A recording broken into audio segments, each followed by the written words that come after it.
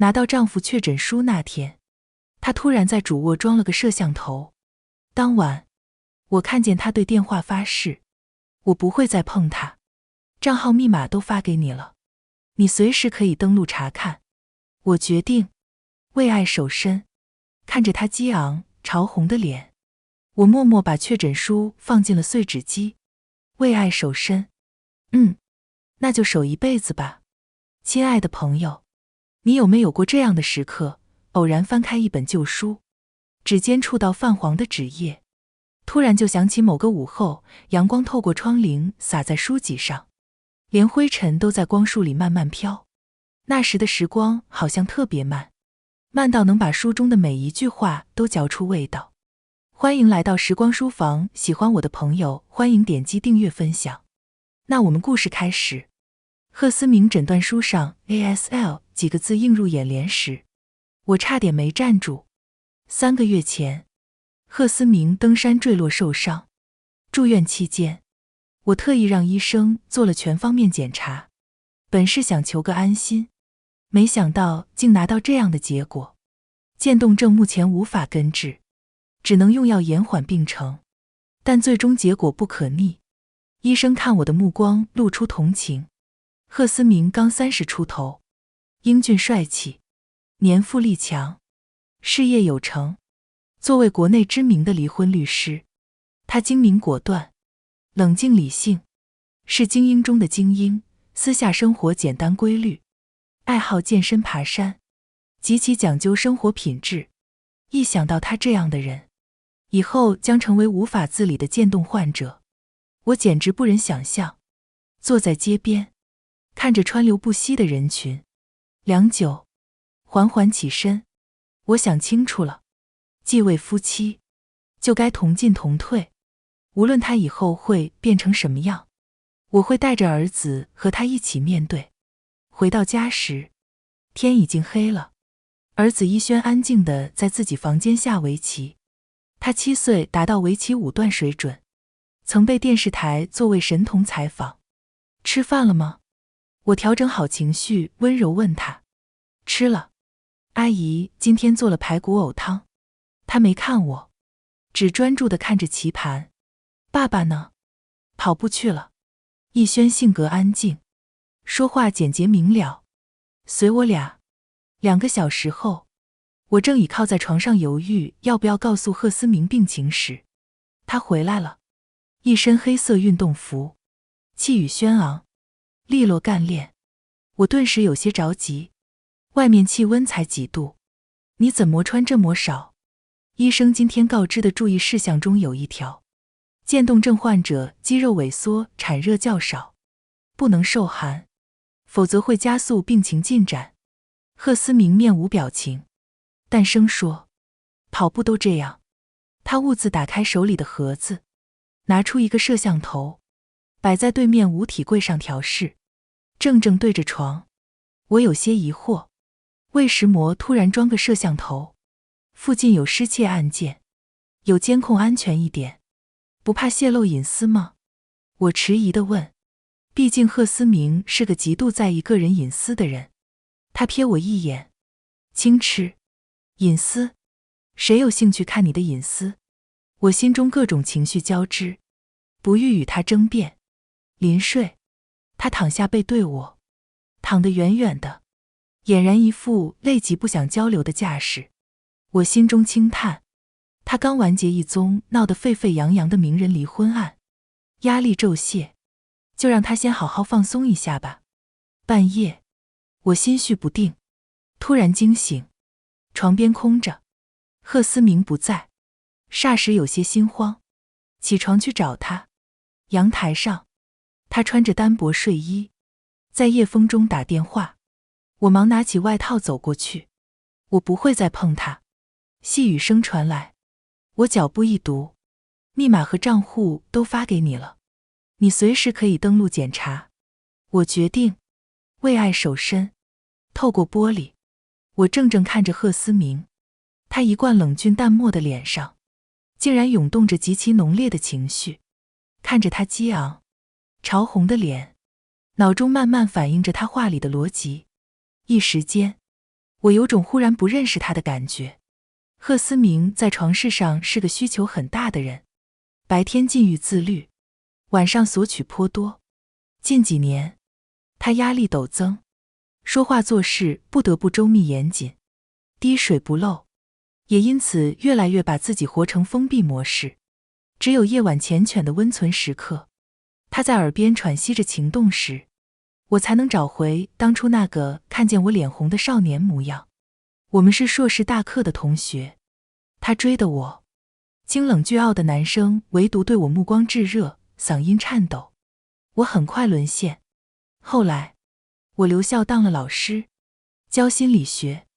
他从受薪律师开始，一路做到合伙人，成了全国知名的离婚律师，年入千万。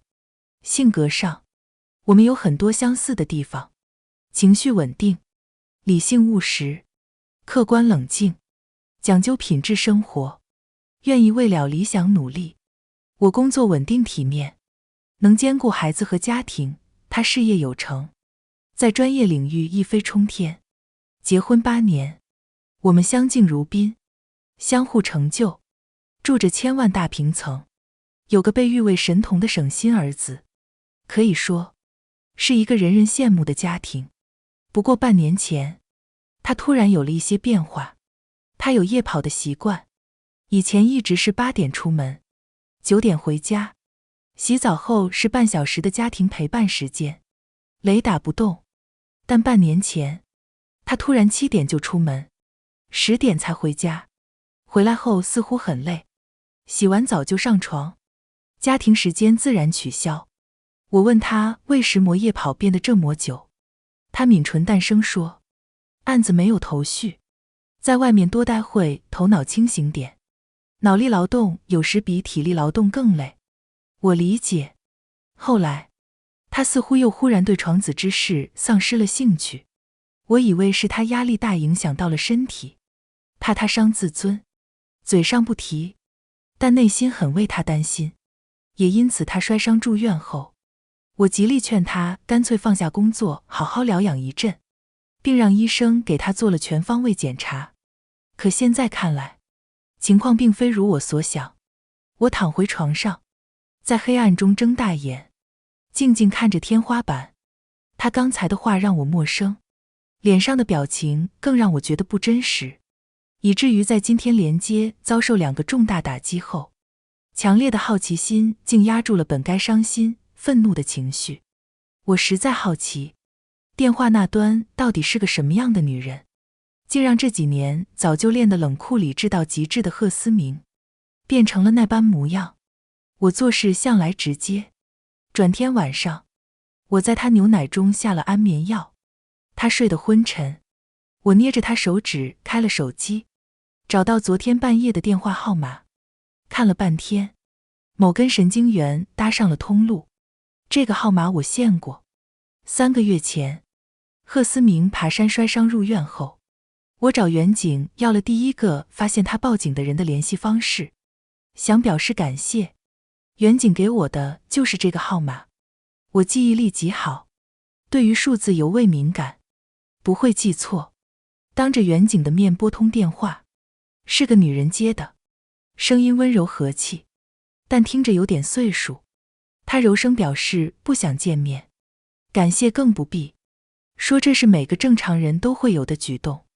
挂掉电话后，远景笑着给我说，别人或许会要感谢费，他肯定不要。我问为什么，远景说做询问时认出了他，女人曾作为最美坚强女性上过新闻，她也算是个苦命人。婚礼上丈夫突发脑溢血，全身瘫痪，留下一个前妻生的7岁儿子，她不离不弃，端屎端尿一伺候就是13年，还独自把那个孩子抚养成人。去年男人去世，她终于熬出了头，现在在郊野公园门口摆了个小摊子，卖羊杂汤。像她这种道德情操的人，怎么会接受你的感谢费呢？我当时感慨点头，我丈夫真是幸运遇见了他。此时夜深人静，我拿着手机凝然许久，又点开了相册，不知道是贺思明是对自己自信，还是对我放心，他几乎没有做任何隐藏。映入眼帘的是满屏的女人照片，同一个女人，夜幕繁星下，一个亮着暖灯的热气腾腾的小摊子，女人眉眼温柔，笑容灿烂，或在切东西，或在盛汤，或是和客人说话，每一个画面都透着温馨，洋溢着岁月静好的模样。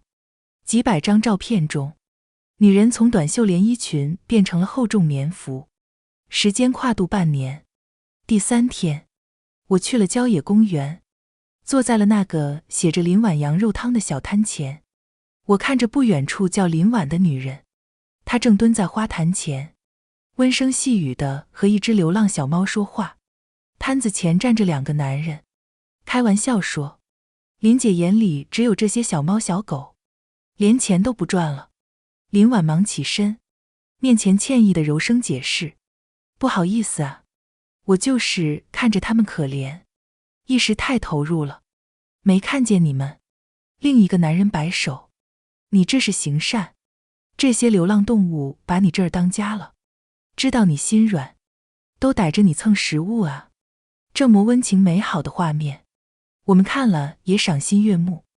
2个男人离开后，我走过去，来碗羊杂汤。林婉哎了一声，笑吟吟帮我盛。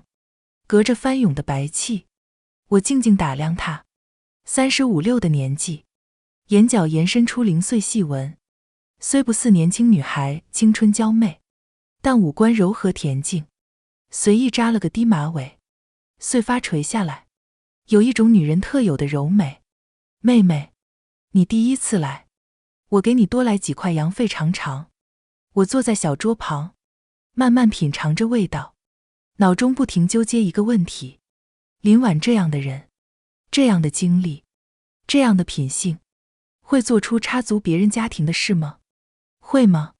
视线一晃，林婉在我面前坐下，我微怔，她温和一笑，眼眸明亮地看着我。你是贺律师的妻子吧？我把勺子放下，静静与她对视。原来你认识我啊。她笑了笑，我记性好，以前在贺律师手机上现过一次，就认出来了。我蹙眉，想起来，贺思明以前的手机屏保是我和儿子，半年前他才突然换成风景照。他垂眸，沉默几秒，和声开口，我知道你来干石磨，你大概以为我和贺律师有什么私情吧？我没作声，他缓缓抬眸，神情温暖又诚恳。妹妹，如果你信姐姐，没有，我和贺律师清清白白，唯一的接触，就是他跑完步后，会在我这儿喝碗汤。说到这儿，他眉宇现出一抹烦忧之色。后来，我见他喝汤的时候情绪低落，也不和人说话，看上去压力很大的样子，就好心宽慰过他几回。没想到，他大概是误会了。他开始说些不着边际的话，我却听着好笑。且不说他是有家庭的人，就算是单身，他那种层次的人，又怎么会看得上我这样的呢？我跟他说了这是一时冲动，他却听不进去，反倒越来越过分，有时候还不顾我意愿，打电话说些匪夷所思的事。其实你不来找我，我也是想找你的谈谈的。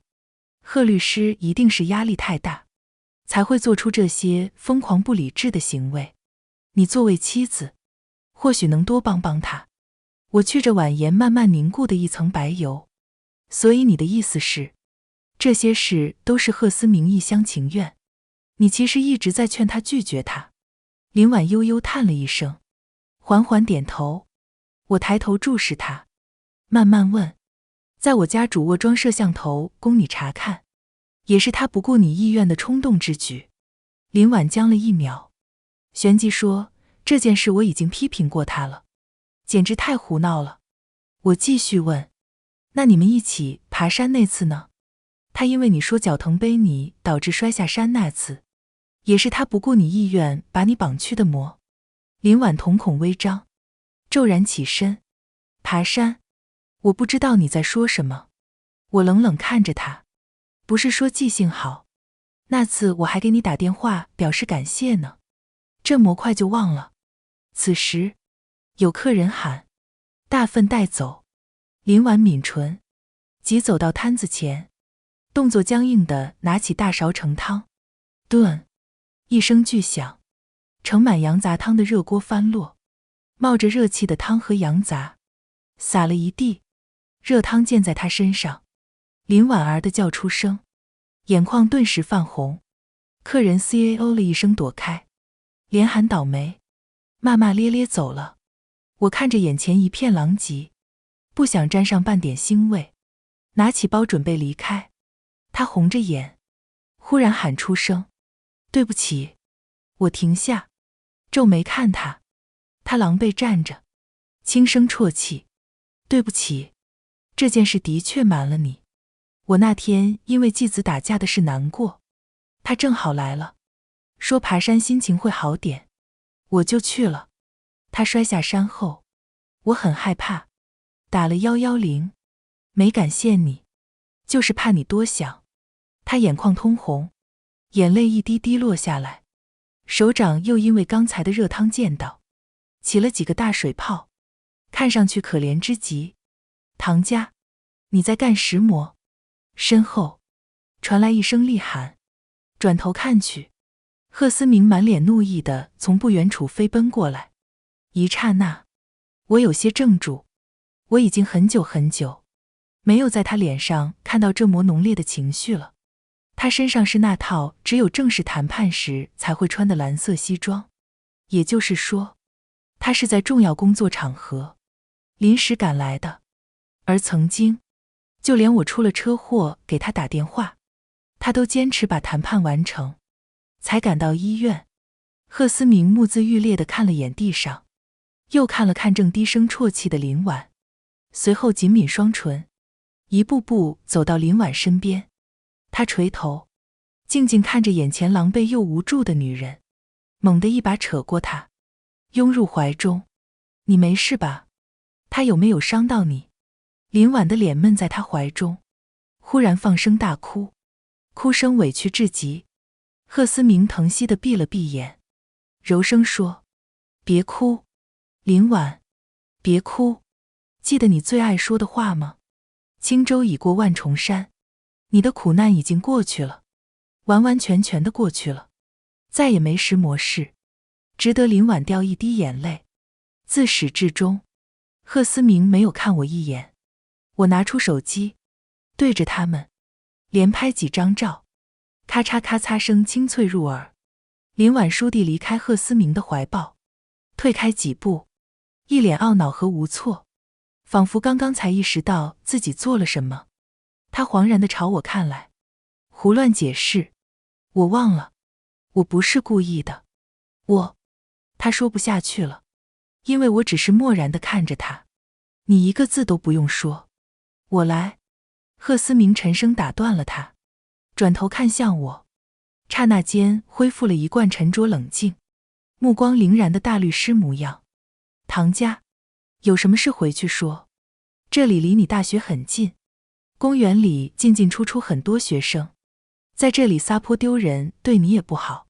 况且，他扫了一眼狼藉的地面，欺负一个孤苦无依的女人，有意思吗？我冷然看他，声音平稳。你也知道这里进出有很多我的学生啊，那你身为我的丈夫，和一个寡妇在这里抱得干柴烈火似的，是不是觉得很刺激？贺思明眸光微明，愤激中透着些震惊。毕竟我在他面前一直是温和的、优雅的、从容的，他从没见过我这样的一面，就连我自己也没见过。虽然我现在一人扇你们一巴掌都不为过，但别人的屎盆子不能扣我头上。我转头问正在默默收拾的林婉：林女士，所以你不说话，该不会是真有这个打算吧？她瑟瑟抖了一下，几秒后慢慢扬起下巴，大声说：算了，你们别吵了，不是他，是我自己打翻的。可以了吗？他红着眼，委屈地看向贺思明。贺律师，现在请你带着你的妻子离开，不要影响我做生意。以后我也不会再做你的生意，请你们别再来了。旁边有客人陆陆续续过来。这是怎么了？怎么搞成这样？林姐，有人欺负你吗？是谁啊？谁敢欺负林姐？我第一个不答应。各种不善的眼神落在我身上。贺思明目光一沉，拽住我的手往停车场走。我挣脱不掉，只能跟着他的脚步。迎面有熟识的学生手里拿着球，笑嘻嘻跟我打招呼：“唐老师好。”我面带笑意点头：“你好。”到了停车场，我用力甩开他的手，平静地走向自己的车。两边树木飞速后移，我行驶在大道上，眼泪终于止不住落了下来。我给了自己半个小时：愤怒、痛苦、接受、平静。随后方向盘一转，去了银行。我和贺思明有个家庭账户，双方各自挣的工资、分红、收益都会在里面。当初开户时，他笑着跟我说：“你不是一向嫌我不爱表达吗？这个账户以后交由你保管，我只负责往里打钱，全当是你和儿子以后的保障。这种表达你满意吗？”这几年，账户累计已经超过1800万。工作人员疑惑地告诉我，这个账户因为担保违约被冻结。你不知道吗？我手脚骤凉，慢慢问：“什么时候的事？”2个月前。2个月前，那时他刚康复出院，我因为照顾他累倒连续1周高烧，所以我正烧得昏天暗地时，他却在着手为离婚争夺财产抢得先机。我觉得讽刺又好笑。来的路上我还一度懊悔自己太冲动，没提前不好退路就打了明牌。可原来人家早就开始了对我的算计。男人一旦变心，可真狠啊。回到家时，天已经黑透。贺思明穿着家居睡衣，神色如常地坐在沙发上喝茶。他看了我一眼：“逸轩，我送去我妈那儿了，我们把事情一次性谈清楚。”我坐下，沉默地注视着他。他抿了口茶，缓缓开口：“原本打算过段时间谈的，毕竟我总归有些不忍心，想让你们母子俩尽量多享受幸福生活久一些。不过，既然你今天选择了主动去闹，那我也就只能顺你的意。唐家，我爱上了别人，离婚吧。”我平静极了，甚至微微对他展露了一个笑容。贺思明，能告诉我，你究竟爱上他什么？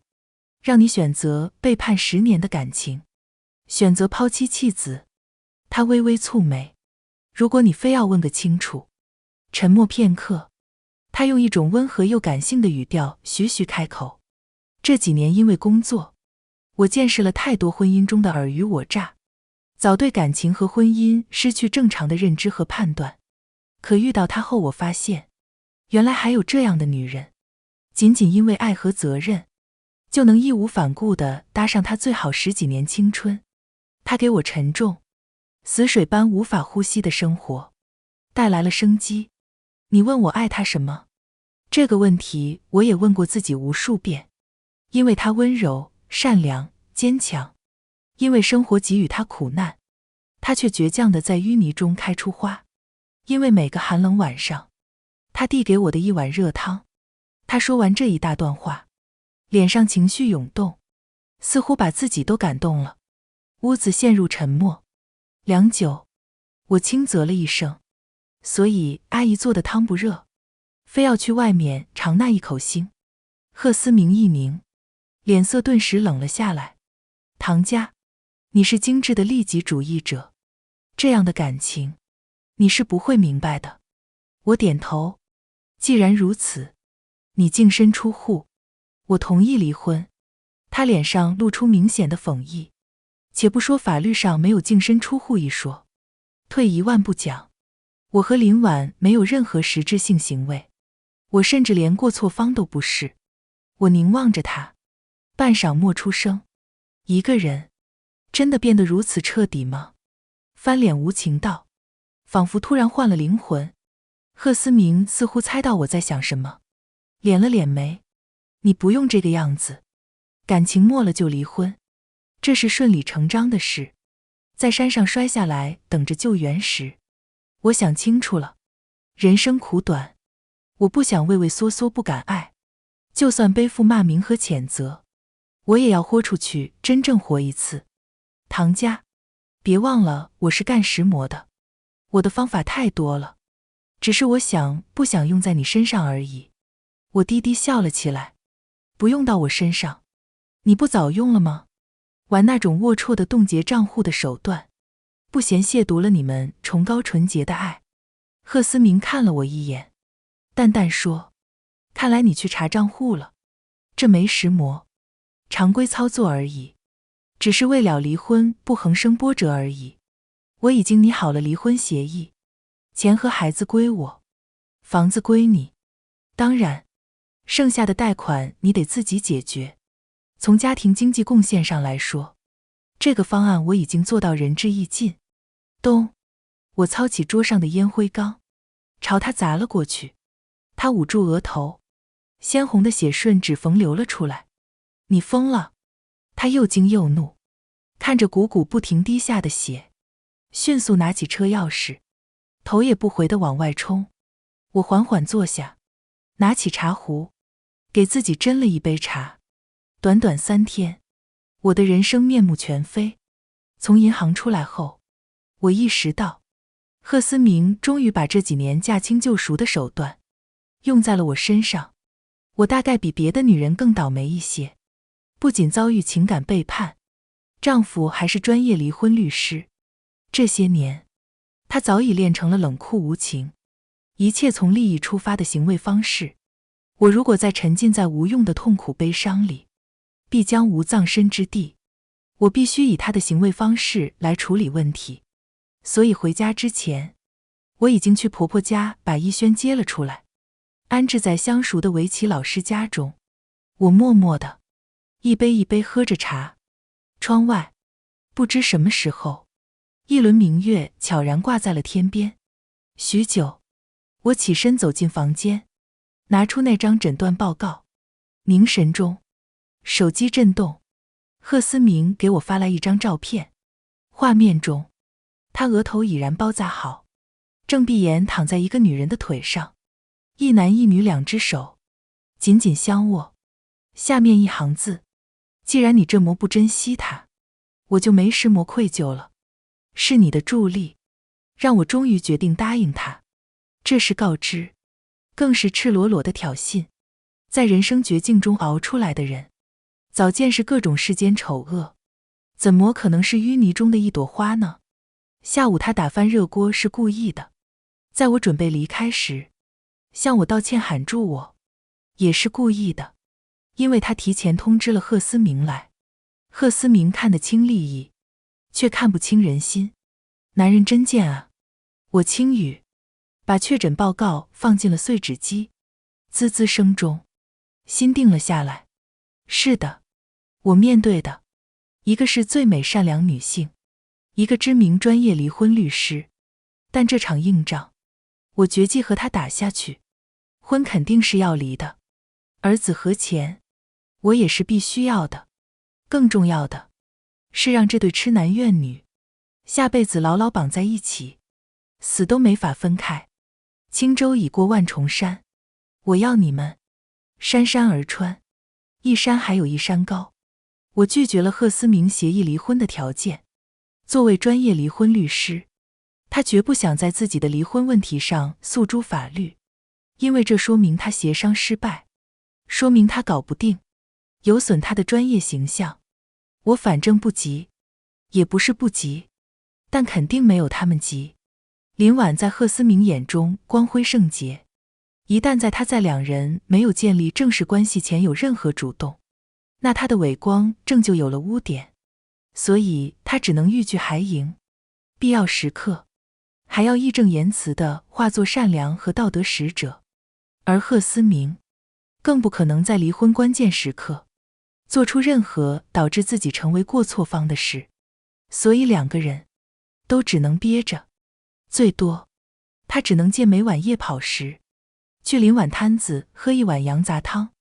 羊杂汤，我捧着热气腾腾的茶杯，欣赏窗外的轻扬飞雪。医生说，渐冻症患者除了要注意防寒，更要忌口高嘌呤食物，不然会加速病程发展。而高嘌呤食物主要指动物内脏。贺思明在公司住了1周后回来了，进门时我正在收拾杂物，他额头上贴着创可贴，面容冰冷，一言不发地进了卧室，很快收拾了一个行李箱出来，随后觑着我，冷声开口：本来打算把房子留给你，但你所作所为把我们的感情消耗殆尽，那就只能按照法律规定来了。银行账户被冻结，我们的主要共同财产只有这套房子，所以你是卖房子分我一半，还是直接给我等价值的钱？我把手中相册扔进纸箱子，笑了声：怎么，林晚惦记这套房子了？贺思明冷嗤：你以为人人都跟你一样，眼里只有利益？林晚在我面前莫谈过前半个字，你别侮辱他。他看到什么？眉头忽一蹙，走过来捡起纸箱里的相册。你在干石磨？扔垃圾啊？你……他脸上显出怒意，又瞬间凝住。这本相册他很熟悉，里面是我和他大学时的所有照片，从他偷拍我，到初识，到热恋，我曾经当宝贝似的放在保险箱里，说要留给我们以后老了看。此事，我面膜表情从他手中拿过相册，随意一扔。安静的屋子里骤然一声闷响：还不走？夜跑时间要到了吧？我提醒他，他脸色难看地站在那里，沉默片刻，决然转身，冷冷扔下一句：逸轩，你藏起来也没用，他毕竟是我儿子，跟着我才能让他的未来发展更好，我绝不会放弃他。说完砰一声，关门走了。半个小时后，我站起身拍手，长吁一口气，所有和他相关的东西都打包收拾好了，只等扔到垃圾站。原来之前是若珍宝的青春回忆，不过也就这么点。正感慨时，手机响了，一个吊儿郎当的年轻男人声音传来：我是大飞，你找我？我看着面前坐着的正大大咧咧嚼口香糖的小伙子，紫发唇环，眼神冷漠，一副酷拽模样。可细看，下雪天穿的却是薄棉服，袖口磨得发白，拉链裂开处用黑线乱七八糟缝了几道，像是他自己的手笔。我开门见山：你就是大飞，林晚的继子。他掀开眼皮睨我，却不说话。我掏出一叠现金递过去：我老公因为他要和我离婚，我需要你的帮忙，成交。他手臂一揽，将钱卷走，回答得这么爽快，我倒有些诧异。你不问就同意，你相信我的话，有什么不相信的？他嘴里不停嚼巴着，答得随意，毕竟他辛苦把你拉扯大。噗！大飞把口香糖吐出一道弧线，神情透出几分讽刺。与其说他辛苦照顾我们，倒不如说他享受自己在外人眼中的这种形象。我打量着他，又掏出一叠钱，他手一挥卷走，继续开口：我4岁学琴，我爸特意给我攒的学琴费用被他一股脑捐给红十字会。记者来采访，他说什么别的孩子连饭都吃不起，我们家再难也没有他们难。知道我爸怎么死的吗？后背褥疮感染死的。他是照顾了我爸，可照顾的只有正面。你说你老公被他迷住，我一点也不奇怪，他这个形象总能吸引1-2个蠢货，不过像你们这种条件的倒是第一回。大飞走时，紧捏着手里的钱问：所以我只要想办法让他逼你老公离婚，就这么简单？我点头，就这么简单。行，光离婚不行，还得合心意的离，我得双管齐下。隔天，我在轻盈小雪中，再次来到了林婉羊肉汤。林婉正双膝跪在雪地里，低头给一位撑着拐的老大爷系鞋带，旁边大爷大妈纷纷伸出大拇指。谁家要能娶到你这样的媳妇，真是积了8辈子福了。林婉起身，难言说：我这样的条件，哪有人能看得上呢？转头时，与我四目相对，他脸色一白，抿了抿唇。他走到我面前，微扬下巴。贺律师说：你如果敢来找我，敢对我动一下手，他会帮我告你。我垂眸，在抬眼时，怒意翻涌，面容扭曲，整个气急败坏的模样。林婉，你那天给我发的资讯什么意思？你们搞到一起了？你不怕我把你们的事闹出去，让你一辈子抬不起头？林婉眯眼看了我一会，忽然笑了，摇头轻叹。我以前看到大学老师，总觉得高不可攀，可牛可厉害了。现在走近了，发现原来跟大街上撒泼的妇女也没两样。她温柔又悲悯地注视着我，什么样的内心，看到的世界就是什么样的。我是答应了她，毕竟她把一颗滚烫的心捧到我面前，没有哪个女人不会被这么真诚的爱感动。贺律师这么优秀的男人，承受那么大压力，却得不到家里一丝温情，你实在太不懂得珍惜。但是我没你想的那么龌龊，虽然迫于无奈答应了他，却绝不会在他有家室的情况下跟他有半点私情。我就是我，他来，我在这里；他不来，我还在这里，仅此而已。我大声说，别以为我不知道你在想什么，你不就是看上他的钱？不然他怎么会非要跟我争财产才离婚？他莞尔一笑，似不屑在和我争辩。所有人知道，我林婉最看不上的东西就是钱，不然这13年，我有无数嫁入豪门的机会，唯一能让我动容的，只有真心。我冷笑，无比讽刺，说的倒是好听，他那么爱你，怎么不赶紧离婚娶你啊？只能说明他把钱看得比你重要。林婉岁月静好的脸上，霎时有些难看。他的真心，我心里清楚就行了。我得意地笑了起来。真心？有本事你让他净身出户啊！他如果为了能和你在一起，宁愿不要钱也要离婚，我才相信他是真爱你。不然，一切都是扯淡，都是男盗女娼的借口。林婉面颊肌肉骤跳，紧抿双唇好一会，才注视着我，一字一句。那如果他能做到呢？我大言不惭，高声开口。那我会在你们婚礼上亲自送去贺礼，让所有人知道，就连我这个前妻，也被你们的爱情感动。到时你林婉的形象，会更加光辉盛大。林婉在我抑扬顿挫的话语中，眼眸慢慢吸出亮光。我知道，她的内啡肽和多巴胺蠢蠢欲动了。城市连下了几天暴雪，交通受阻，林婉的摊子暂时歇业，但正上头的男女，怎会被这点困难阻隔？贺思明以习惯喝羊杂汤为由，每天下班后顶着大雪寒风，步行半个小时去林婉的房子，上门喝羊杂汤。甚至因为天气和距离的艰难跨越，两人对这样的见面显得更加激动和澎湃。贺思明坐在餐桌旁，林婉只为他一人忙碌，两人时不时对视一笑，实在是一幅温馨美好、灯火可亲的画面。这些都是我从摄像头里看见的。前几天，大飞给我发来一张发票，报销。我问什么？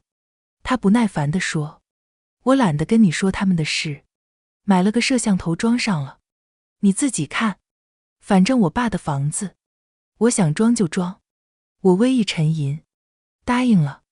贺思明心思缜密又有城府，只有在林婉面前，老房子着火般摧枯拉朽的降智，知己知彼，才能控制节奏。况且，不过以其人之道还治其人之身。一天，两人正一个埋头喝汤，一个撑着下巴凝视，气氛极好时，大飞惊天动地地回家了。他眉一拧，忽然说：“原来你就是那个野男人。”两人顿时变脸。林婉忙温柔解释，贺思明沉声说自己只是来喝汤的客人。大飞嗤了一声，这么冷的天每天上门来喝汤，不喝会死。我还以为邻居们瞎说的呢。不过你们慌什么？在一起就在一起呗，有什么不好承认的？不就男女那点事？他说着，又狐疑地看了眼贺思明。难道你是杀猪盘？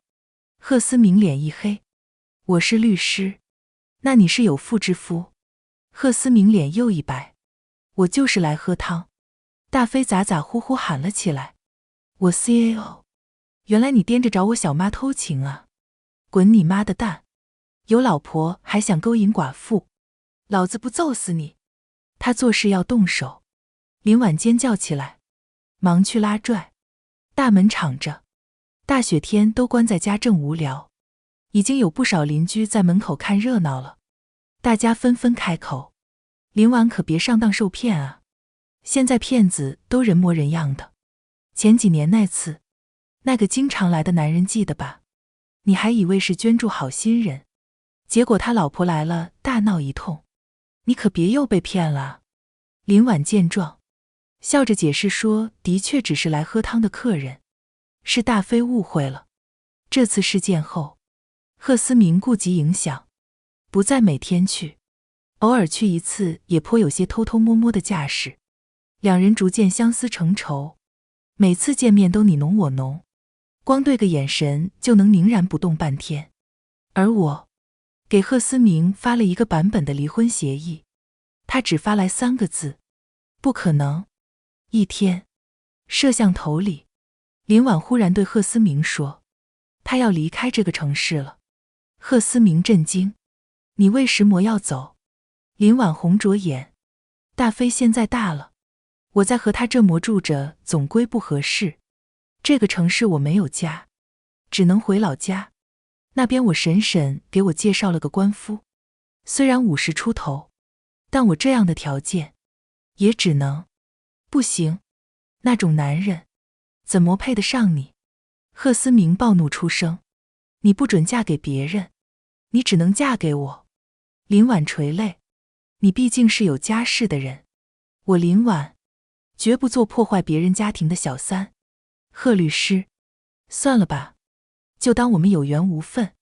贺思明沉声：林婉，你再等等，我怎么会让你当小三？婚我是一定会离的，只是你不懂，为了争取更大利益，我不能着急。林婉忽然站起，哽咽着大声说：你不是离婚律师吗？为什么会离不了婚？你不是说你年薪2000万吗？为什么还要争那点钱？我不懂你们之间的那些弯弯绕绕，我只知道，我不要钱，我只要一份真感情。难道你真的把钱看得更重要？如果是这样，你走，你配不上我的真心。贺思明给我发来短信：房子归你，我带走钱和儿子。我回：我都要，你别太过分。那就慢慢耗。贺思明在出现在摄像头时，是个晚上。林婉刚洗完澡，头发湿垂着，在暖气房里穿着一条有些透视的新睡裙。她冷着脸，一句话都不和贺思明说，但不停弯腰低头，给他盛汤盛饭。贺思明的目光一整个粘在他身上，一度失控想去牵他的手，被他震惊地甩开。你把我当什么人了？贺律师，这是最后一次我给你做汤，下个月我就要回老家相亲了，你以后不用再来。那晚贺思明沉默地在客厅里坐了很久。房子和钱给你，儿子我带走。我沉默片刻，儿子想跟谁，让他自己决定。好，你说的，别反悔。贺思明的话很笃定。我凝望着窗外雪霁的晴空，心微微紧绷。对于一轩，我其实并没有太大把握。他3岁过目不忘，5岁开始学棋，7岁拿下神童称号，从小就和别的小孩不同，从不哭闹撒娇。虽然我管他衣食住行，但他并不特别黏我。我是教心理学的，特意查过案例，这样的孩子，因为大脑天赋功能开发多，在情感需求和表达方面，反而落后其他人。对于他而言，我、贺思明、阿姨似乎没有太大的区别。我把一轩委托给围棋老师后，每次去看他，他也只是淡淡的，全身心专注在棋盘上。一轩参加比赛那天，我送他到现场后，离开去了趟学校。赶到时，一轩以极短时间战胜对手，正在接受采访。我看见了贺思明和婆婆，婆婆牵着一轩的手，笑得合不拢嘴。贺思明正对着镜头侃侃而谈，当初让他声名鹊起的那宗名人离婚案，就是因为委托人认出他是神童父亲，从而选择相信他。后来，他一直都是一轩的采访发言人，也因为这点，为他带来很多客户资源。采访结束，贺思明先回头嘱咐了婆婆一句，随后朝我走过来：唐家，看在这么多年夫妻感情上，钱和房子我已经让步了。当然，这笔钱对你很多，对我不过是区区1年的酬劳。逸轩跟着我，比跟着你要好得多。我咬着牙，笑了笑。逸轩说选你了。他冷哼，微微侧开身子，让我看见逸轩牵着婆婆上车的背影。你说呢？我身体凝固，指甲快插入掌心。忽然，车门打开，逸轩背着书包下了车，身后婆婆忙不迭喊。她像个小大人似的，步伐沉稳，径直走到我面前，抬头对我说：我刚去爸爸车上把书包拿回来。妈妈，你来晚了。我控制住激动，慢慢开口：是啊，抱歉，妈妈来晚了。妈妈没想到你那么厉害，这么短时间就胜了。贺思明脸色震怒，压着嗓子说：逸轩，跟爸爸走，爸爸给你请了国手辅导你。逸轩神色平静，可你不是要和妈妈离婚了吗？那我就不能跟你和奶奶走了。他说完，牵起我轻颤的手，走吧妈妈，我要快回去，明天还有一场比赛。我微微仰起头，好的，儿子。贺思明僵在那里，脸色难看至极。车上，我压抑住震惊和激动，斟酌着开口：逸轩，你真的理解爸爸妈妈离婚是什么意思吗？逸轩坐在后排，用稚嫩却平稳的声音回答我：知道。你难过吗？老师说，永远不要为棋盘上失去的空地难过。我的眼眶骤然湿润。我一直以为他不懂爱和感受，原来我错了。不表达并不代表他不懂。对于高手而言，他永远只把最宝贵的精力放在当下的事情上。环境有利于他时，他并不过多投射，而环境一旦改变，他能顷刻间判断并做出选择。我的儿子逸轩是天生的高手。在林婉再一次穿着透视睡裙，眼眶通红地扑在他怀里哭着告别时，贺思明终于没能控制住自己，他几乎是强硬的、粗暴的撕碎了那件本就没多少布料的睡裙，抱起瘫软如水的林婉，一步步走进了卧室。我退出了摄像头，大飞却不放过我，发消息说：你老公在那个房间待了1天1夜还没出来，要不要我帮你去捉奸？不用，都这样了，你不想出口气，难道你真想让这对野鸳鸯双宿双飞啊？你不懂，他们就得在一起，我才算出气。2天后，我和贺思明去民政局办了离婚手续，房子、钱、儿子都归我。他虽然净身出户，却容光焕发。是啊，毕竟守身大半年了，一遭开荤，自然是久旱逢甘霖。走出民政局门口时，他冷睨我：唐家，你是不是觉得你胜利了？你大概不知道，明年我的律所会引进新的合伙人，扩大规模，到时我的分红会翻倍。也就是说，你辛辛苦苦争得的这点钱，还不够我1年的酬劳。至于逸轩，他现在小不懂事，等他大了，自然会知道谁更能帮他。那时，你还能困得住他吗？说完最后时，他忽然腿一软，平地摔了一跤。他有些窘迫地爬起来，莫名其妙地看了看鞋。我静静注视着他，笑了。那恭喜你，如果你有命享受的话。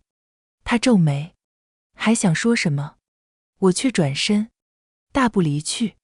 不久后的一天，大飞故意在2人激情大战不知天地为何物时，带了几个朋友闯了进去。他一顿咔咔拍照，又叫嚣着要动手。贺思明狼狈之极，不得不拿出了最后剩的30万私房钱，封住了他们的嘴。林婉哭着说，必须立刻结婚，并且要大办特办，否则那帮混混一定会胡乱造谣生事。后来，贺思明以律所股权质押，贷了500万，一部分作为2成首付给林婉买了套房子，另一部分用于举办一场盛大婚礼。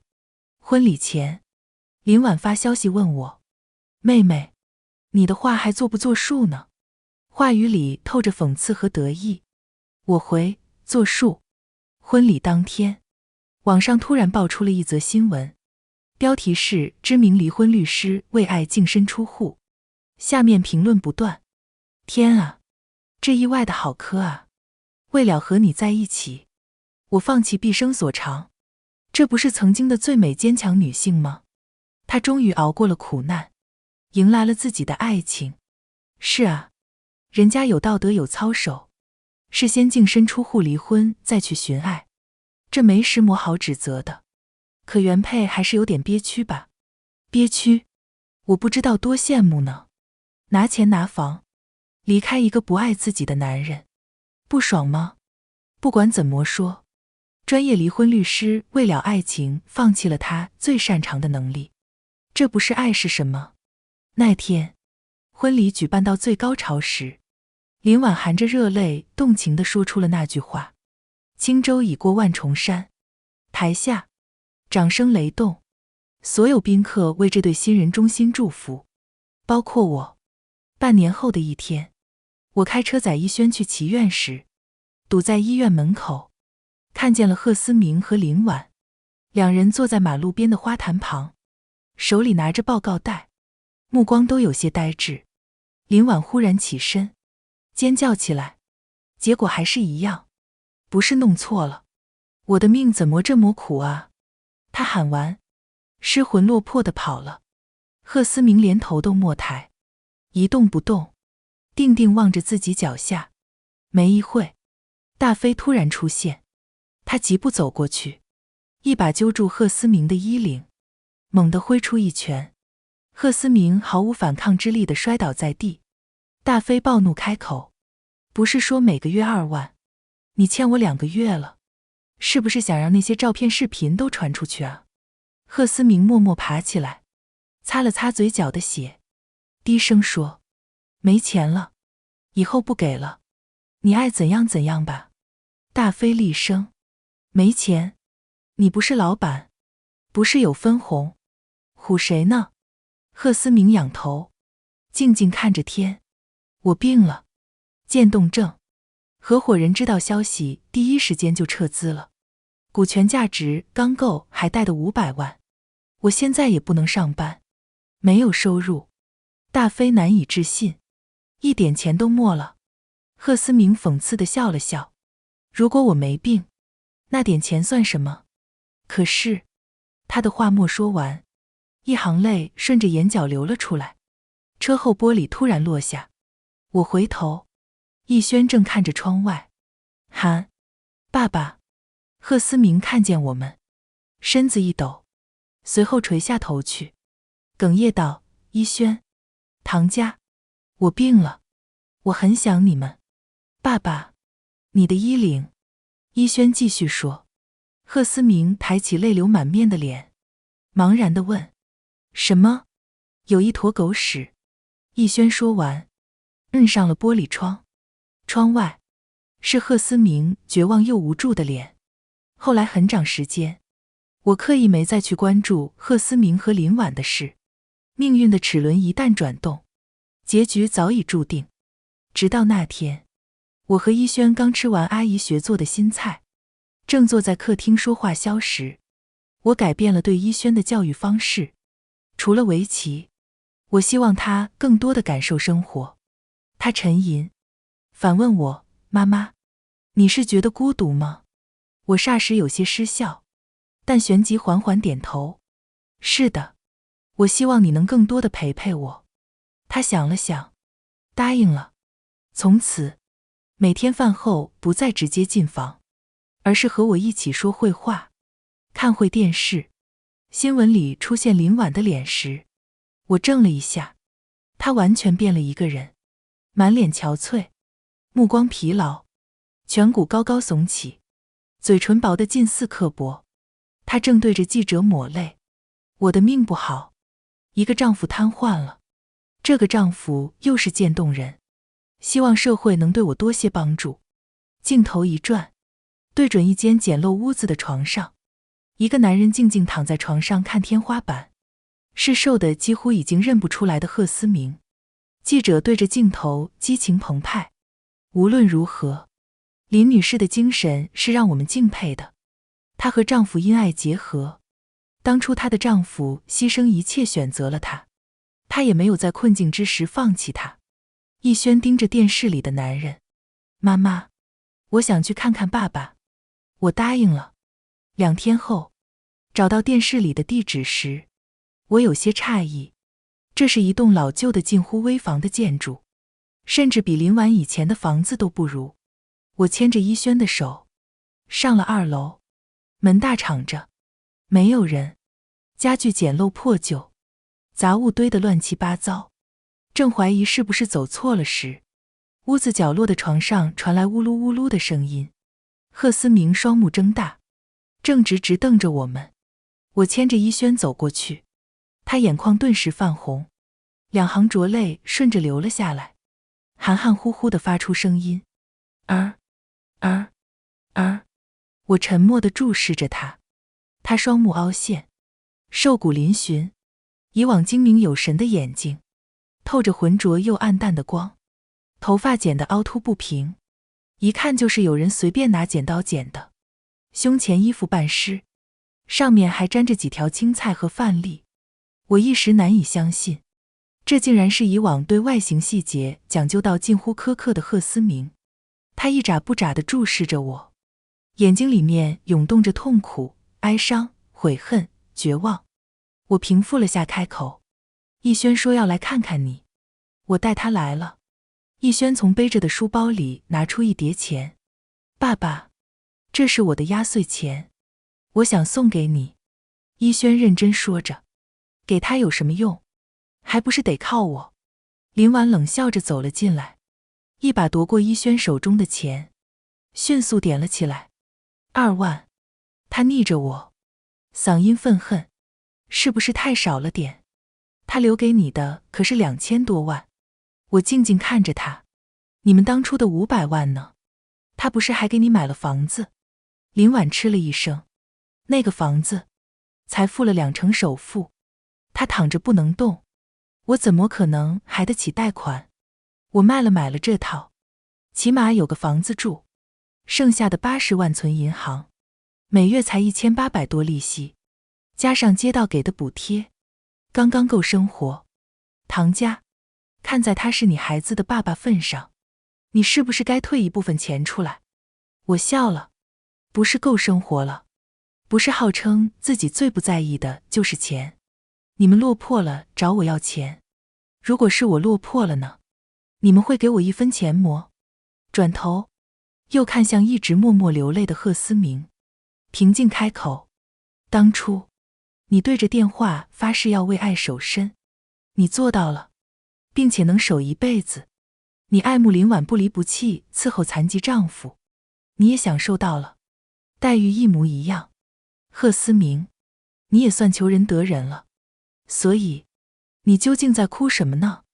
贺思明整个人颤抖起来，嘴里发出长长的呜咽声。我牵着依轩，头也不回离开。车子行驶在大道上，我默然片刻，问依轩，你会怪妈妈那样对爸爸吗？依轩摇头，不会。老师说，执子无悔，落棋时一定要清楚，否则依着不慎，满盘皆输。